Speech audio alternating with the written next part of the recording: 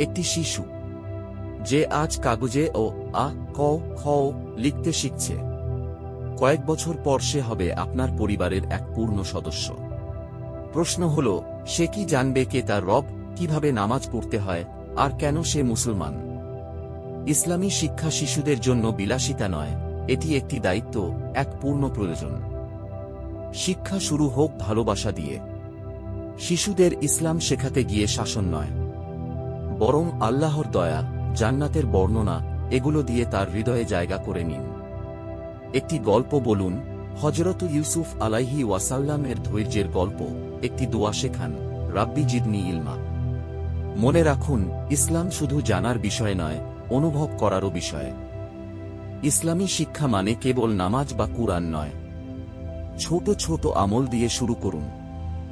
ঘুমানোর আগে দোয়া, ডান হাত দিয়ে খাওয়ার শিক্ষা, সালাম দেয়ার অভ্যাস। এই ছোট ছোট আমলই একদিন তাকে গড়বে পূর্ণাঙ্গ মুসলিম হিসেবে। শিশুরা শেখে দেখে, আপনি যা করেন তারাও তাই করতে চায়। তাই শুধু শেখাবেন না, তাদের সাথে একসাথে করুন, একসাথে নামাজ পড়ুন, একসাথে কুরআনের শব্দ শুনুন, একসাথে ইসলামী কার্টুন দেখুন। এভাবে শেখাতে হবে আনন্দময়, ভয়ভীতির বদলে প্রেমের মাধ্যমে। এই যুগে শিশুরা মোবাইলের স্ক্রিন চেনে, কিন্তু মসজিদের মিনার চেনে না। তাই তাদের দোষারোপ না করে প্রযুক্তিকে ইসলামের জন্য ব্যবহার করুন। ইসলামী অ্যাপ, শিশুদের ইসলামী অ্যানিমেশন, কুরআনের অডিও। আধুনিক মাধ্যমই হতে পারে ইসলামী শিক্ষার সেতু। একটি গাছের বীজ যত্নে রোপণ করলে তা একদিন ছায়া দেয়। একটি শিশুর মনে ইসলাম রোপণ করলে সে একদিন তার পরিবার, সমাজ ও উম্মাহর জন্য আলো হয়ে উঠবে। আজ থেকেই শুরু করুন, ধীরে ধীরে, প্রেম দিয়ে, ধারাবাহিকভাবে।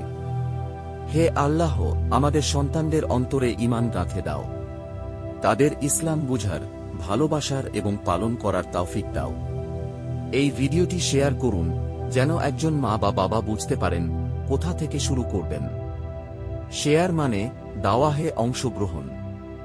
জাযাকাল্লাহু খাইরান।